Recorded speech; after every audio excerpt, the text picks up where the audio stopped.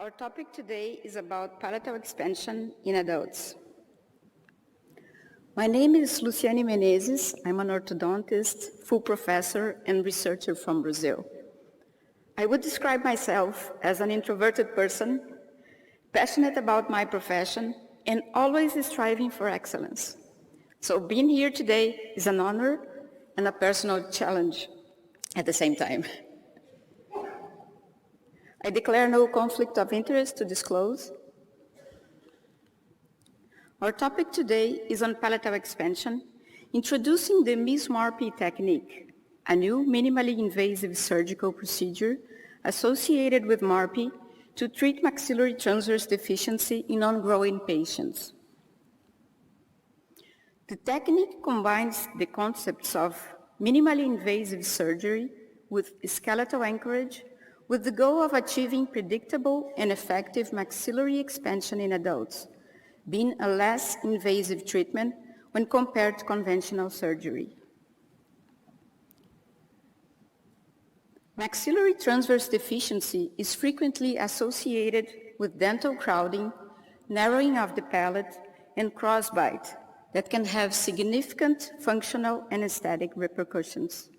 And for these reasons, should be treated as soon as possible. The ideal timing for posterior crossbite treatment is before puberty. Rapid palatal expansion is a treatment of choice and should be performed in young patients with growth potential, meaning those individuals without complete maturation of the mid-palatal suture. These concepts of rapid palatal expansion were described in details by Dr. Haas in a series of papers starting in 1961. These are classical papers on expansion that all orthodontists should read. Dr. Melson published a classic paper describing her findings on the mid-palatal suture that was revisited almost 50 years later. What did this classic study show us? The histological analysis of the sutures demonstrated the changes in the shape of the mid-palatal suture from a wide Y-shaped suture in children to a wavy shape in the mixed dentition and a heavy interdigitation in the permanent dentition. Dr. McNamara and his team supported the idea that patients treated before puberty exhibit significant and more effective long-term changes at the skeletal level. Our group in Brazil studied the effects of maxillary expansion, and we published some papers on the topic. This paper here shows the results of a clinical trial comparing the effects of the Haas and Hyrex type expanders. The CBCT led us to a new area of knowledge, studying details we never imagined before. This is another study from our group where we compare the bone plates and root length at the molars region after different activation protocols of a maxillary expansion through CBCT. So it's a common sense in the literature that the treatment of maxillary transverse deficiency should ideally be performed during growth, before puberty, in order to achieve more stable results with better occlusion, function, and aesthetics. Nevertheless, not everything occurs ideally in life. Sometimes, the chance for the patient to be orthodontically treated just comes in adulthood, and we have to be prepared for that. So, in adults, what are the options to treat a transversal maxillary deficiency? Basically, we have three options: dental alveolar compensation, MARPE, or surgery. Let's take a quick look at them. The first approach would be the dental alveolar compensation, limited to that cases where we can decompensate the transverse disharmony with dental alveolar modifications. As we can see here, a dental alveolar expansion and dental inclination on the upper arch were done together with a control of the lower arch form. Until recently, Surgery was the only choice available for skeletally mature patients with significant maxillary deficiency. Segmented maxillary surgery is referred when transversal deficiencies up to 8 millimeters occur. This type of surgery has low stability, and it's mainly indicated when the patient also needs vertical or sagittal improvements to be performed at the same time. Then, SARPE came up as another surgical option. It involves a Hyrex expander appliance and osteotomies. The separation of the pterygoid junction is performed to overcome the resistance of ossified sutures, allowing an effective maxillary expansion in adult patients. It is a safe and well-established procedure with minimum patient morbidity. Here we can see a case with a significant maxillary atresia associated to dental lower compensation. This case was treated with SARPE and orthodontics. In general, both segmentation and SARPE techniques are performed in a hospital under general anesthesia that increases patients' anxiety, fear, and costs. MISMARPE, acronym for mini-screw assisted rapid palatal expansion, finally emerged. Almost 40 years after the reintroduction of rapid expansion by Dr. Haas, the use of skeletal anchorage enlarged our treatment possibilities. And almost 10 years later, in 2010, the concepts of skeletal anchorage and maxillary expansion merged, enabling the intervention to more mature patients. This is the case report paper published on the AGODO in 2010, where a 20-year-old class 3 patient was submitted to MARPE to expand the maxilla in order to avoid a two-stage surgical procedure.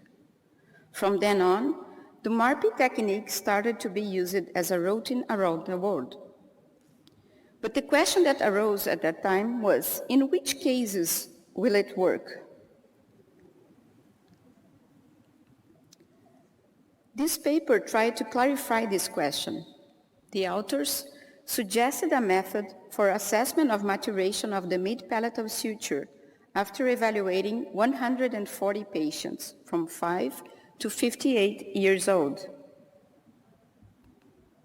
They suggested 5 stages of maturation of the mid-palatal sutures, as we can see here. However, the classification method requires a lot of training.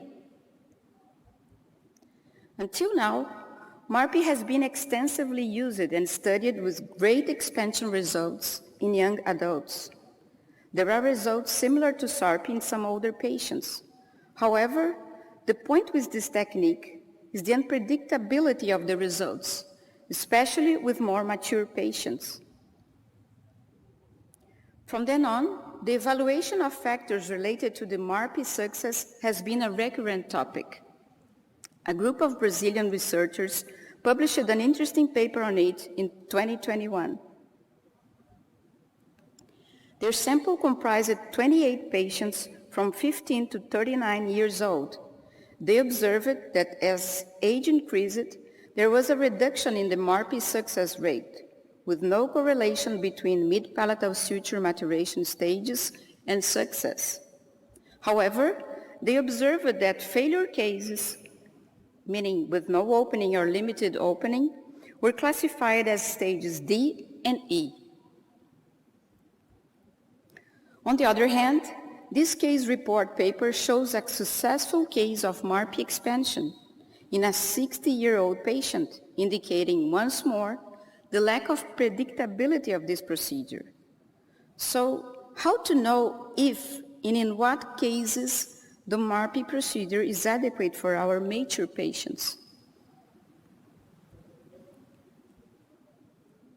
As MARPE is not predictable, it is difficult to explain to my patient that his or her treatment will be done by simply activating an expander appliance or by a surgical intervention in a hospital under general anesthesia with higher costs and risks involved.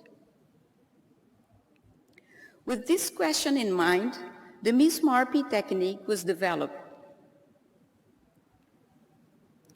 MISMARPE is the term we used for minimally invasive surgical and mini-screw-assisted rapid palatal expansion, first published in 2022.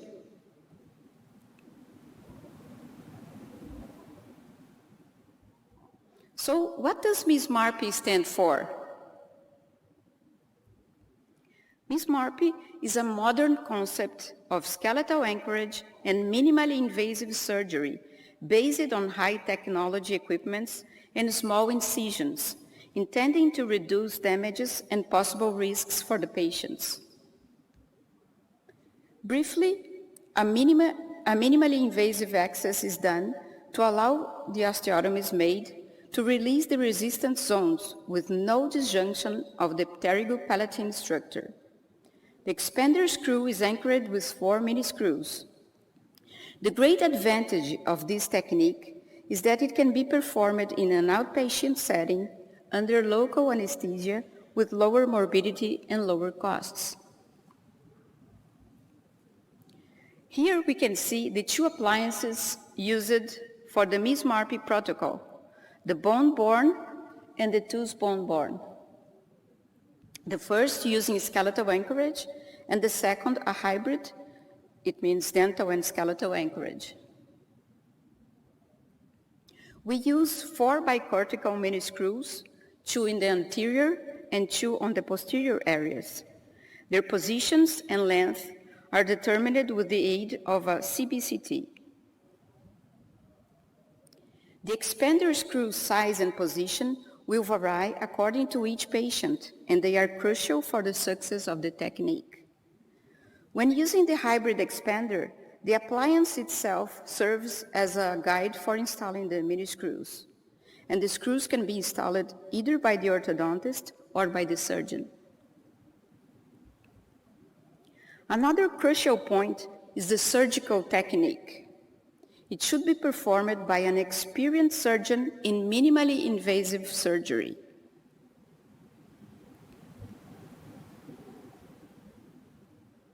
The approach is performed through a mucoperiosteal incision in the anterior region of the maxilla from the central incisor to central incisor.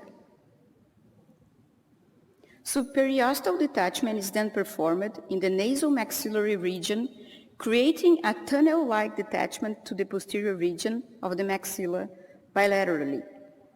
Just for your comparison, this is the regular incision for the SARPE procedure. The next step is to perform the 4 osteotomies, 1 subspinal, 1 midline, and bilateral osteotomies extending from the piriform aperture to the maxillary tuberosity on each side.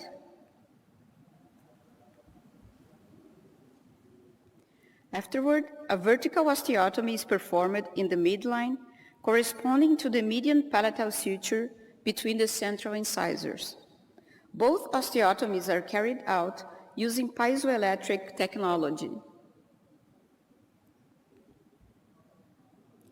Finally, the horizontal osteotomy of the maxilla is performed on the right and left sides. The region is visualized through the previously detached mucosal tunnel with the help of a retractor.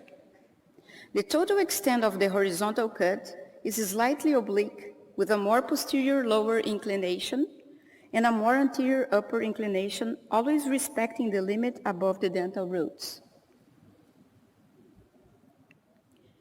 The expansion device is then activated during surgery until a small diastema between the central incisors is visualized. This step is essential to check the fragility of the bone resistance zones, especially in the midline. The screw is then totally deactivated. Here we can see the final aspect of the area immediately after suture. The patient receives guidance on postoperative care. This is the aspect 7 days after surgery, when the patient is clinically evaluated by the surgeon and the suture is removed. Patient will then be referred to the orthodontist for screw activation and ongoing treatment. A paper with details on the MISMARPE technique will be released soon in the Dental Press Journal of Orthodontics as a special topic.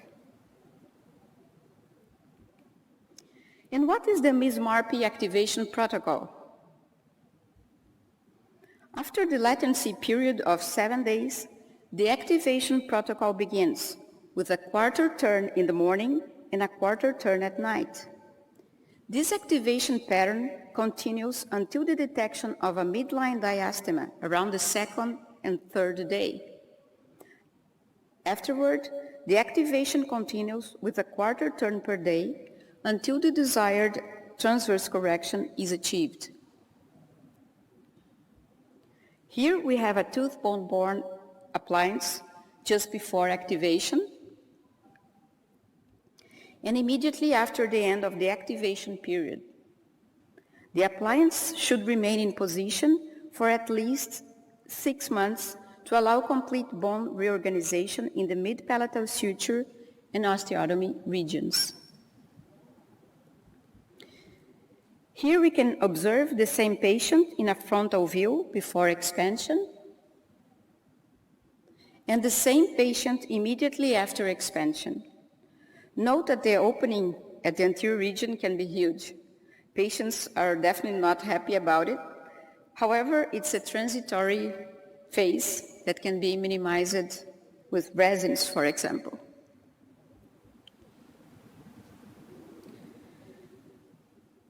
And how much activation is needed?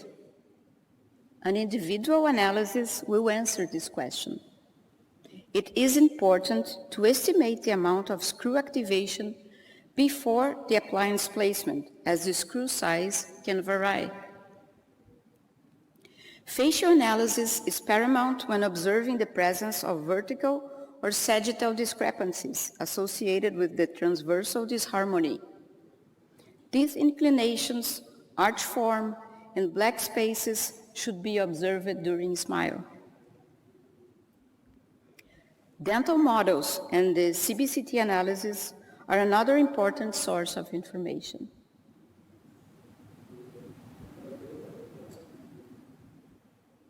And a complete transverse analysis should be done.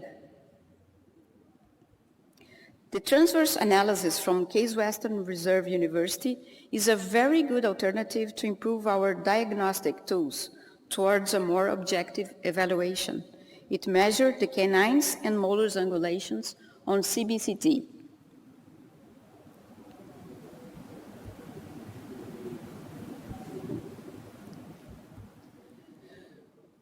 And what have we done so far in terms of research?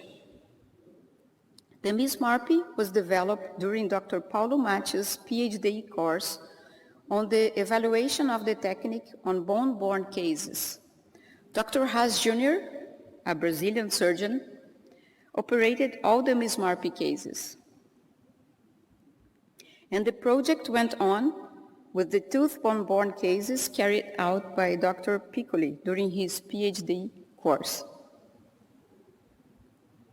Some publications were retrieved from these projects, and in 2022 we published the first paper on MISMARPE in the Journal of Craniomaxillofacial Surgery. The purpose of the study was to evaluate the maxillary expansion, the operative time, and the pain associated with the MISMARPE technique. 11 adult patients with transverse maxillary deficiency were enrolled in this study. They were instructed to daily record pain on a visual analog scale. This scale ranged from 0, which means no pain, until 10, considered the worst pain imaginable. The scores were obtained from the first postoperative day until the last day of the expander activation.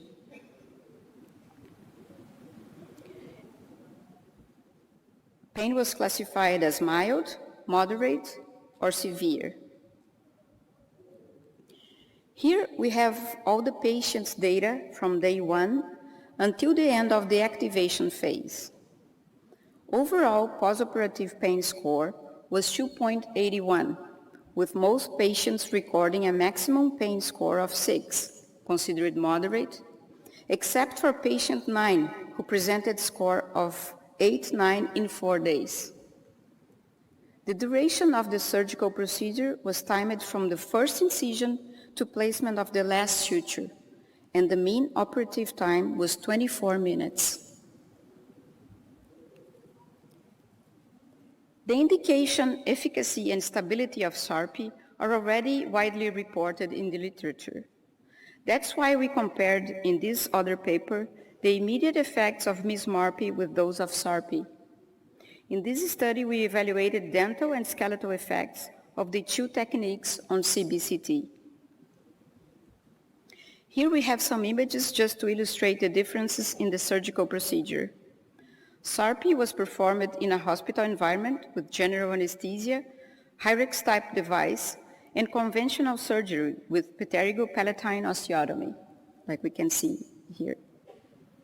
MISMARPE was performed in outpatient setting with local anesthesia, bone-borne MARPE device, and a minimally invasive surgery with no pterygopalatine osteotomy.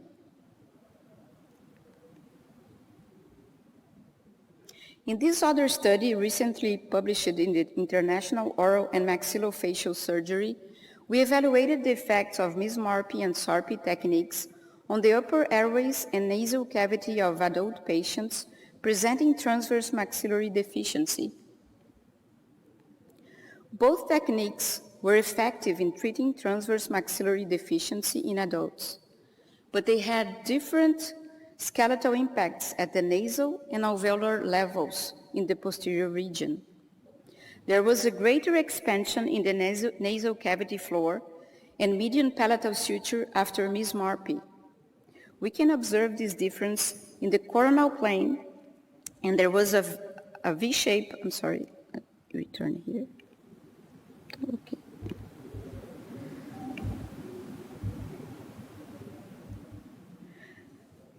We can observe this difference in the coronal plane with a V-shaped expansion pattern after SARPE and a more trapezoidal opening after MISMARPE. In the axial view, the expansion occurred in like a V-shaped pattern for both SARPE and MISMARPE. There was a more posteriorly displaced fulcrum of rotation in MISMARPE than in SARPE group, thus explaining the more significant posterior enlargement in the MISMARPE group. We believe that in MISMARPE cases, the 4 bicortical mini implants can help apply forces directly to the palate and nasal floor, making force distribution more uniform, even though there was no osteotomy of the pterygomaxillary junction in the MISMARPE cases. MISMARPE has the advantages of being a less traumatic procedure without the pterygopalatine osteotomy. It is a procedure compatible with outpatient setting in local anesthesia. It is a surgery performed in a short operative time with reduced discomfort and pain for the patient. We would like to mention important points to be considered regarding MISMARPE. From a clinical perspective, both appliances provided the same degree of expansion. However, the tooth-bone-borne appliance showed fewer adverse effects. The appliance installation is crucial for the procedure's success, ensuring asymmetrical movement in the transversal and vertical planes. Patients have to maintain a very good oral hygiene along the treatment. And all the team has to be trained for the MISMARPE, especially the surgeon that needs to be experienced in minimally invasive surgery. As in all surgical procedures, there are risks. The few complications found immediately after MISMARPE were related to mild pain after surgery and during the first activations of the expander screw. we observed some mini-screw failures more prevalent on the bone-borne group, although the mini-screw stability rate was 90%, and we had a success rate of 96% with the MISMARPE technique. We had just one dropout case due to mini-screw failure.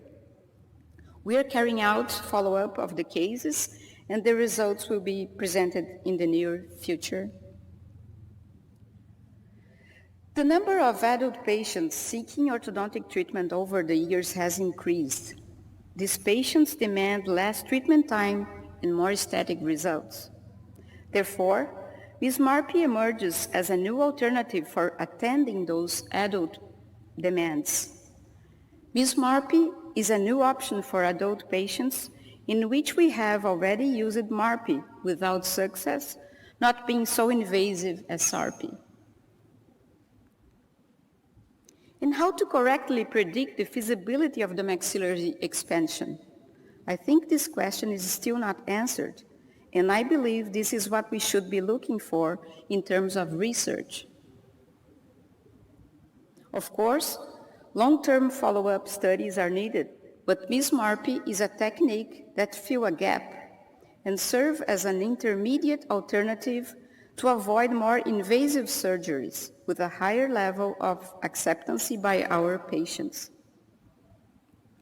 And as a take-home message, the MISMARPE technique is a new and effective alternative for less invasive treatment of maxillary atresia in adults compared to conventional surgery. It can be performed under local anesthesia and on an outpatient basis. Some points must be considered, like patient age, the amount of transverse discrepancy, patient psychosocial and economic profile, and technical capacity of the professionals involved. Emphasis is placed on the importance of systematic and well-established protocols for executing the procedure safely and predictably. We are just in the beginning of a new journey, and we have a lot to learn, but there are amazing possibilities ahead. I would like to thank all the team that has been working together in this MISMARPE journey. And I would like to thank all my family and friends that have supported me so far. To Dr. Palomo, Dr. Hans, Dr. Tarek, and all the Case team, my gratitude for the excellent time we spent together at Case Western Reserve University. To my orthodontist colleagues, and especially the residents here today, my final message is, work hard with love and dedication. Our specialty is amazing. I would like to thank Dr. Flavia Artesi for being like my mentor and motivating me to be here today. And I would like to thank all the audience and tell you that this week was very hard for me as we are facing a flood in my state and the southern region of Brazil. And I kindly ask for your prayers and positive energy during this challenging time. If you have any comments or questions, please feel free to contact me. Thank you very much for your time and attention.